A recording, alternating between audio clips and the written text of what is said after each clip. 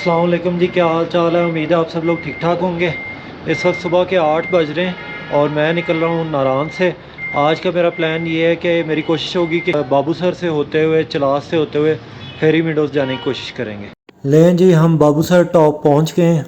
बाबू sir top 4173 metre की बुलंदी पे वाक़ है। लें जी, बाबू सर टॉप पे तो बहुत ज़्यादा रश है। लगता है सारी दुनिया यहीं पे आई हुई है और हल्की हल्की बर्फ़बारी भी स्टार्ट हो गई है। अब जी हम बाबूसर टॉप से नीचे उतर रहे हैं गिलगित बल्तिस्तान की तरफ। बर्फ़बारी तेज़ हो गई है, ये आप देख रहे होंगे, ये बैग पे भी बर्फ़ पड़ रही है। बिल्कुल जिस तरह बारिश की कनियाँ पड़ रही होती है ना, इस तरह बर्फ़बारी हो रही है। अब और तेज़ हो गई। बहुत ठंड है यहाँ पे, शदीद ठंड है, शदीद ठंड। ये जी यहाँ पे लिखा हुआ है कि चलास 31 किलोमीटर रह गए। वैसे हम काफ़ी नीचे आ चुके हुए हैं। अब कहीं बर्फ़ तो नज़र नहीं आ रही इर्द गिर्द पहाड़ों पे, और नीचे उस तरफ आबादी भी नज़र आ रही है। तो करीब भी है कि हम नीचे अब बस जल्दी पहुंचने वाले हैं।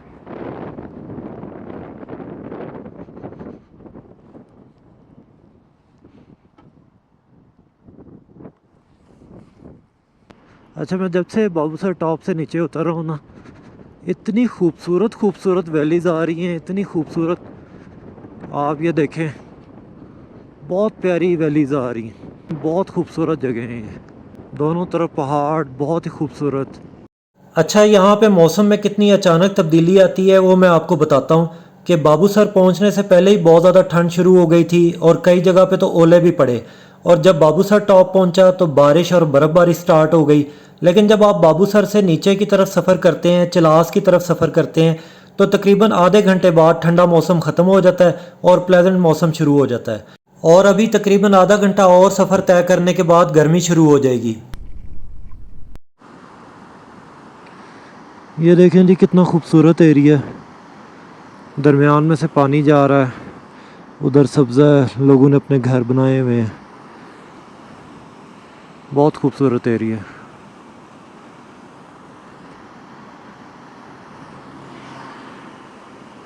लें जी, अब यहाँ से तो बहुत ज़्यादा गर्मी स्टार्ट हो गई है। अब यहाँ पे कहीं पे बाइक रोकता हूँ और अपनी जैकेट और रेन सूट को बैग में रखता हूँ।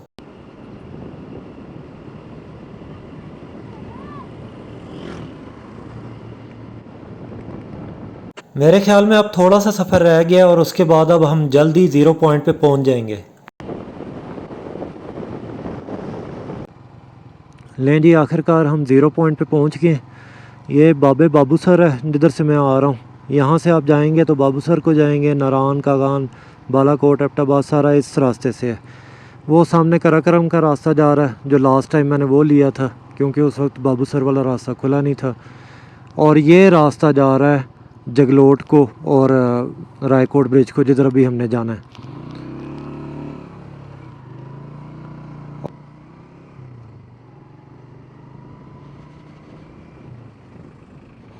KPK की अपनी ब्यूटी है और गिलगित बल्तिस्तान की अपनी ब्यूटी है। नारान कागान में और शुगरान में ग्रीनरी वाले पहाड़ हैं। यहाँ पे आप देख लें, ये बिल्कुल संगलाफ पहाड़ हैं।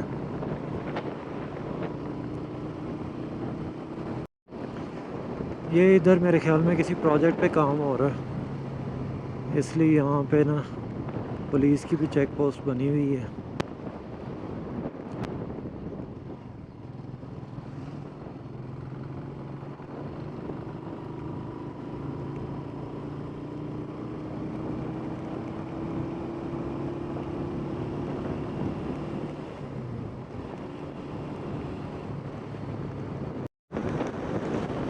लें जी, 1:30 बज गए और मेरे ख्याल में हम अगले आधे घंटे तक रायकोट ब्रिज पहुँच जाएंगे। इस वक्त खुशकिस्मती से एक ये लंबी सी सड़क मिल गई है जिस पे हम स्पीड ज़रा तेज़ कर सकते हैं।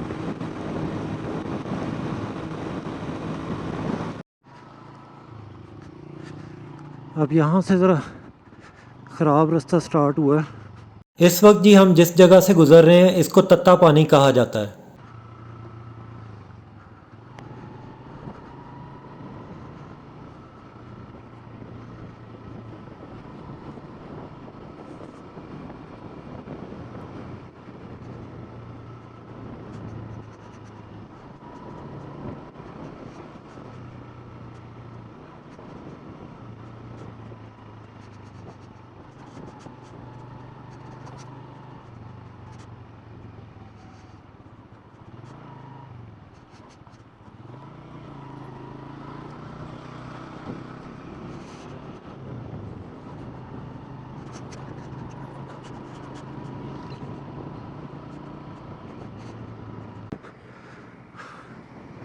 नहीं जी, ये तत्ता पानी के बाद बड़ा ख़राब सा रास्ता स्टार्ट हो गया। लास्ट ईयर भी जब मैं आया था तो ये ऐसे ही बहुत ख़राब था, और अभी भी सिचुएशन ऐसी ही है। वैसे तो बाबूसर टॉप से लेके ज़ीरो पॉइंट तक सड़क बहुत अच्छी है, लेकिन यहाँ पे तत्ता पानी से लेके रायकोट ब्रिज तक का जो रास्ता है ये सारा ख़राब रास्ता है, जिसकी वजह से आपको यहाँ से गुज़रते हुए ज़रा थोड़ा सा ज़्यादा टाइम लग जाता है।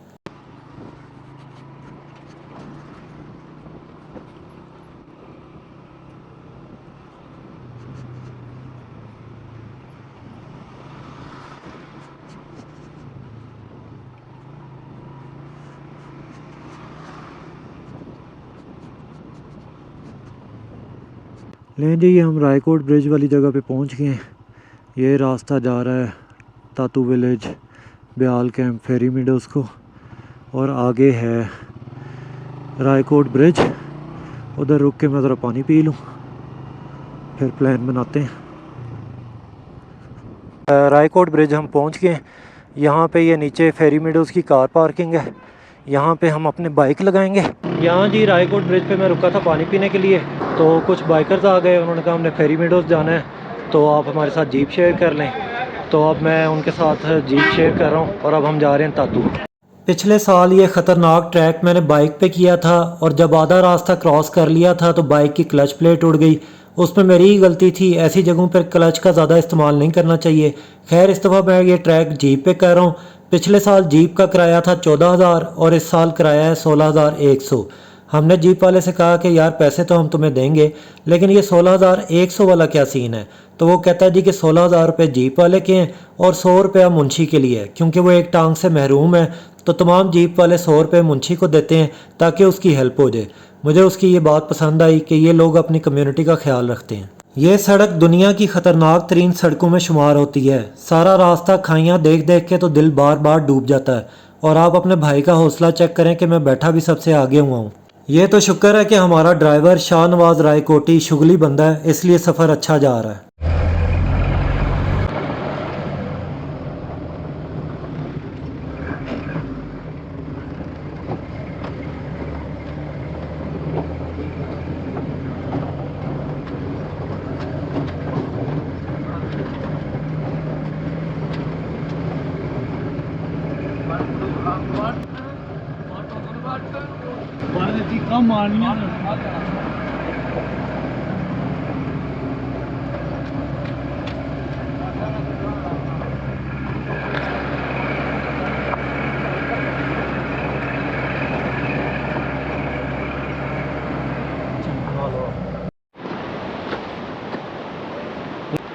लें जी, 5:15 बजे हम तातू विलेज पहुँचे। जीप वाला ड्राइवर हमारा बहुत अच्छा था, बड़ा अच्छा। जो मुश्किल रास्ता था, ख़तरनाक रास्ता, वो गपशप लगाते हुए गुजरा हमारा।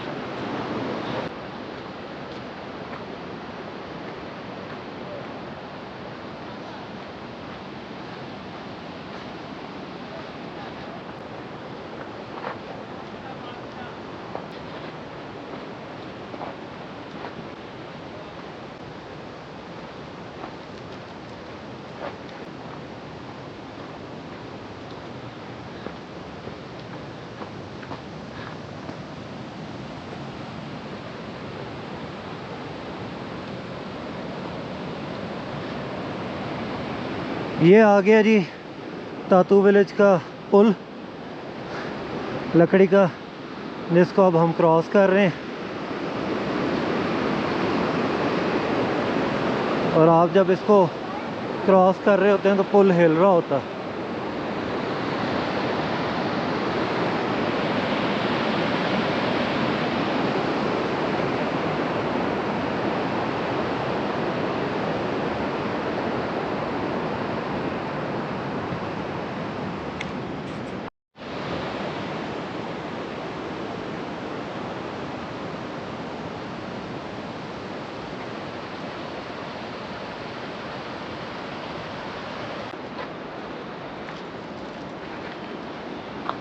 ये जी यहाँ से ट्रैक स्टार्ट हो रहा है हमारा फेरी मीडोज़ का।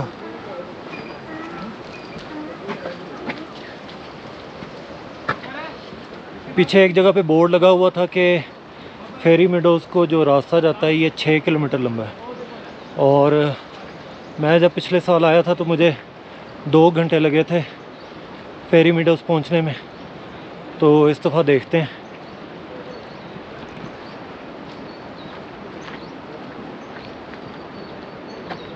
ये जो आपको पानी का शोर सुनाई दे रहा है, ये सारा पानी ग्लेशियर से आ रहा है।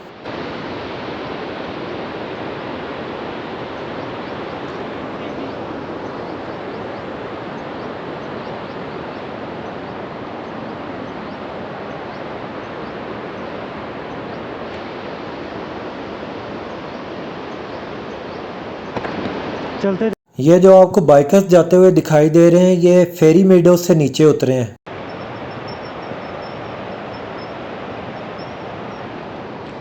ये जो बाइक पे आपने लोग देखे थे, ये फेरी मीडोज़ तक, तातू विलेज तक भी नहीं, फेरी मीडोज़ तक 1 to 5 पे गए हैं।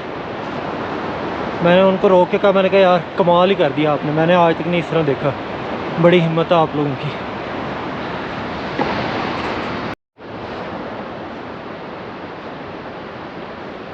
और डबलिंग करके यार, हिम्मत है यार आपकी, हिम्मत है।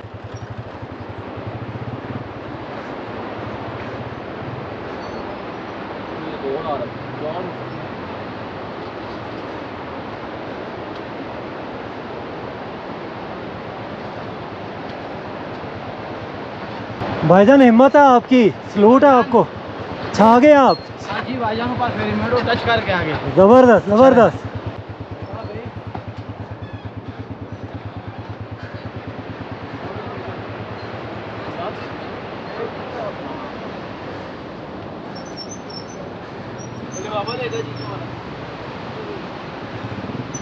ओह वाह जी वाह, ज़बरदस्त हिम्मत है।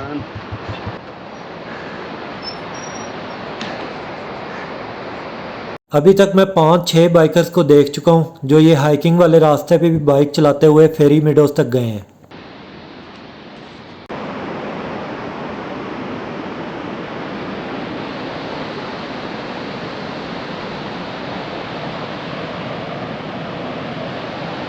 अच्छा जी, तो हाइकिंग हमारी जारी है और अभी तक हम मिडवे पॉइंट तक नहीं पहुँचे।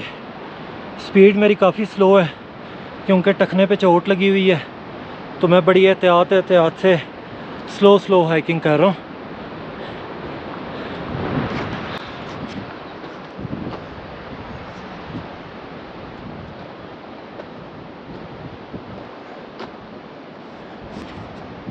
लें जी, हम मिडवे पॉइंट पहुँच गए हैं।